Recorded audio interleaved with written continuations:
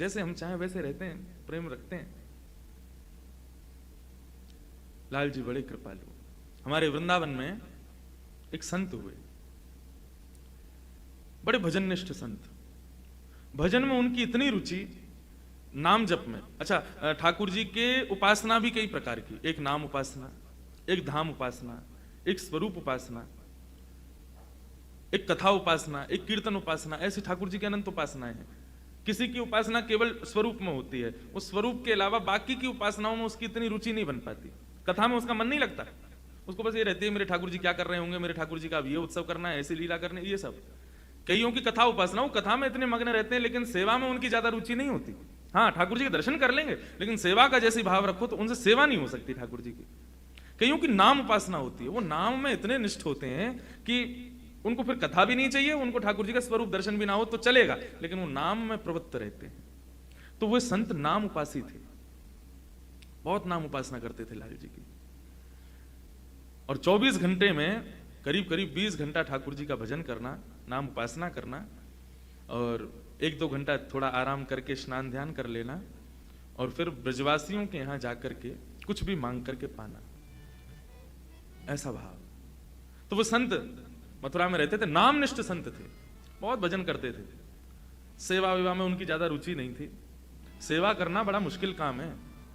हाँ, पहले खुद उठो, फिर खुद नहाओ, फिर इनको उठाओ, और उठते ही नहाते नहीं है, फिर दूध पियेंगे, हाँ, फिर उसी में लड्डू पालेंगे, और कई बार तो नहावे तो पहले ही नाश्ता कर लें, सब कर कर आके फिर इनकी इच्छा हो तो इन्हें नहवाओ, नहीं तो ऐसे ही तैयार कर दो।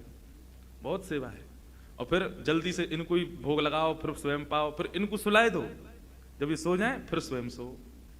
हर चीज में पहले इनको निवेदन करना पड़े। तो वे नामनिष्ठ संत थे, नाम में उनकी रुचि। एक दिन वो रोज ब्रजवासियों के यहाँ जाते थे और आटे की भिक्षा लेके आते थे, और आटा ला करके उसमें यमुना जल मिला के उसको गूंद के उसी का टिक्कर बना के पका के बढ़िया प्रेम से ठाकुर जी के नाम रूप को ही स्मरण करके उसका भोग लगा के रूखे आटे की रोटी टिक्कर ही पाते थे। ये उनकी सेवा।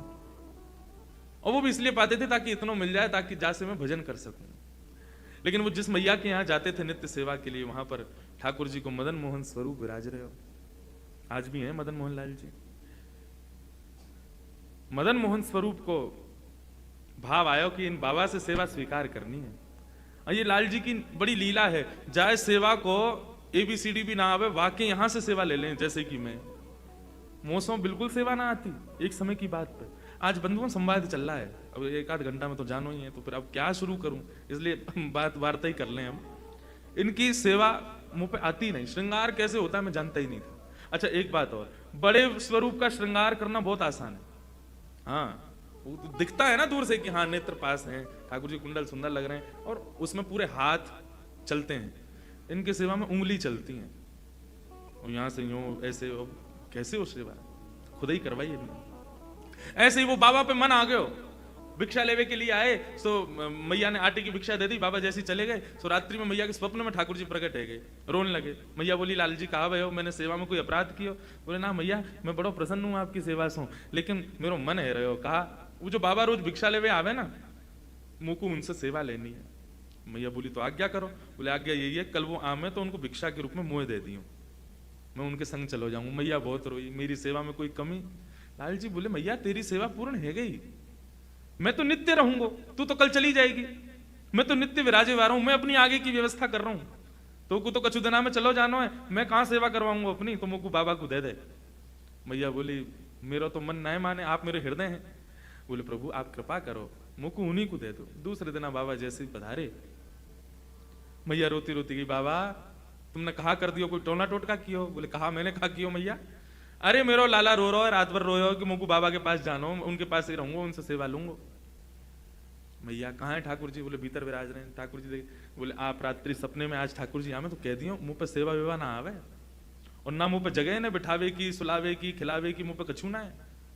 भोजन के नाम पे केवल या सूखे आटे में यमुना जल मिला के वही की टिक्कर बना के पाऊं मैं, अगर इनको स्वीकार हो, मेरी कुटिया में एक सी जगह वहां में बैठनो स्वीकार हो, न सैन सही है, कछू ना है मेरे पास, ये सब व्यवस्थाएं मेरी हैं, यदि इनको स्वीकार हो तो ले जाऊंगा, नहीं तो मैं अपना नाम जप में ही प्रवृत्त रहूंगा। भैया ने कही, हाँ तुमने बढ़िया बताई, बढ़िया मैं बता दूंगी, बहुत बुरी व्यवस्था है, मना कर दूं, मत जा। रात्रि में ठाकुर जी प्रकट हुए, मैया तेने दियो नहीं। बोला अरे बाकी कछु व्यवस्था ना है, छोटी सी कुटिया में रे, भोजन पानी कछु करे ना है, तुम्हें कछु खवावेगो ना, तुम्हें 8-8 बार भोजन करनो दिन में। कल हमारी समधन कह रही है इतने बड़े बड़े उनके सामने, श्रीनाथ जी के सामने वो हमें मोहन थार, सागर और एक आध नाम है भर भर के हमें। गोवर्धन पूजा पे तो नियम है जब तक ठाकुर जी की नाभ ही ना ढक जाए इतना ऊंचा ऊंचा भोग लगाओ ठाकुर जी के आगे। कितनों खावे फिर वो को पेट ना भरे, 8-8 बार पावे दिन में, खावे को बड़ो प्रेमी। बोले तुम इतना खाओ, बाबा कैसे खवावे को? बोले मैया चाहे कछु नहीं खवावे, चाहे मुंह को एक कोने में रखे, मुंह को नवावे धोवावे ना, लेकिन मुंह को वहां से सेवा चाहिए, वहां की सेवा में सुख मिले। मैया बोली तुम्हें जानो है तो तुम कैसे जाओगे? दूसरे दिन बाबा आए, बाबा इन्हें कोई व्यवस्था ना चाहिए, कछु ना चाहिए, यूं कह रहे जैसे बाबा रखेगा वैसे रह लूंगा, लेकिन रहूंगा उन्हीं के पास। बाबा बोले ठीक है लाओ दो। ठाकुर जी आए, ठाकुर जी को लेकर के अपनी कुटिया में लाए, एक कोने में नेक हल्क को पत्रों से कपड़ा बिछा के अब ठाकुर जी को विराजमान कर दियो। अब बाबा को तो रोज को 20-21 घंटा को नियम नाम जप को, बाबा अपनो नाम जप करे, ठाकुर जी बैठे कोने में बड़े मस्त आनंद है रो ने। लेकिन 10-12 घंटा तक तो भूख रोक ली ठाकुर जी ने। बाकी बात देखी भाई बहुत तगड़ो भजन है, 22 घंटा 20 घंटा बैठ के कुछ खावे ही ना है। 20 घंटा बाद भजन करने के बाद उनको ने थोड़ी नींद आई तो थोड़े सो गए। सोवे के बाद में उठे, स्नान ध्यान करके भिक्षा में आटो लेकर के आए, वहां में यमुना जल मिला करके वह आटे को गूंद करके टिक्कर बनाने लगे। कोने में बैठे ठाकुर जी के मुंह में पानी आ गया, हाँ भैया तू कछू दे, तू साधारण रोटी दे, कछु कबाब। ठाकुर जी के सन्मुख एक पत्तल लगा करके वापस सूखी रोटी केवल जो वो बनाते ठाकुर जी के सन्मुख पधरा दी। जैसे ही ठाकुर जी के सन्मुख पधराई है, ठाकुर जी ने प्रेम से पाए हो। प्रेम से पावे के बाद में ठाकुर जी बाबा ने अपनो भोजन किया, भोजन आदि करके बाबा फिर से भजन में बैठ गए। जैसे ही भजन में बैठे तो 5-10 घंटा बाद ठाकुर जी प्रकट भये और प्रकट होकर के वाके हृदय में कहने लगे, बाबा मोको तुम्हारी सेवा में खूब आनंद आ रहा हो, तुम्हारी कुटिया में खूब सुख मिल रहा हो, सब बहुत सुखी है रहूं मैं, लेकिन बाबा मैं बस इतना निवेदन कर रहा हूं कि आप आटो तो लेके आओ ही हो, नेक नमक और लिया करो। वह आटे में नेक नमक डाल दोगे तो नेक तो स्वाद आवेगो। अच्छा तो कल से मैं आटो लाऊं नमक लाऊं? बोले हाँ भाई इतना कर लो, या तो ज्यादा हमें नहीं चाहिए सेवा में, बस इतना कर लो। बाबा बोले ठीक है। अब सबके यहाँ गए आटो लेवे के काजे, तो बोले कि नेक नमक और दे। बोले बाबा जीव में चटोरो पनान लगो।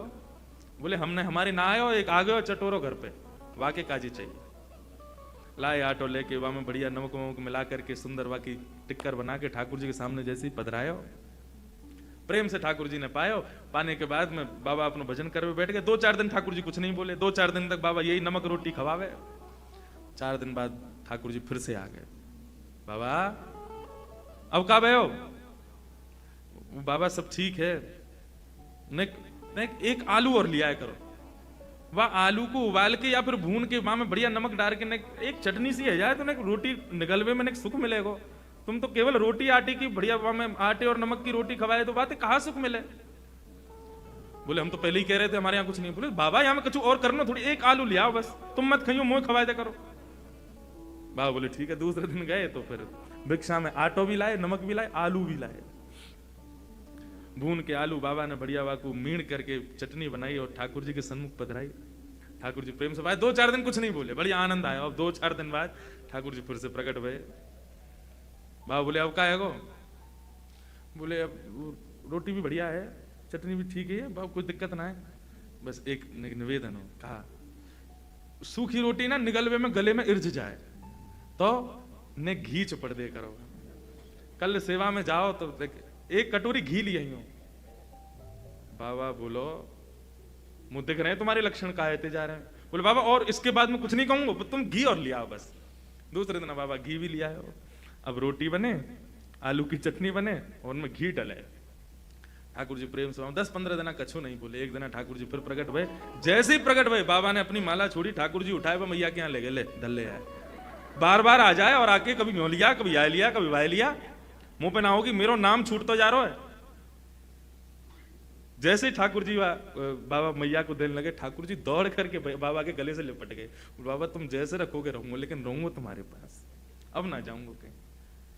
कैसे कृपालु है, कैसे दयालु है नाथ, हमारी कैसी भी सेवा हो वो हम पे कृपा है ठाकुर जी की, धीरे धीरे हम सेवा में बढ़ोतरी करें, धीरे धीरे सेवा में कुछ सुंदर प्रदान करें, लाल जी को स्वीकार करें, लेकिन फिर भी हम कैसे भी कर दें ठाकुर जी कभी कुछ शिकायत ना करें।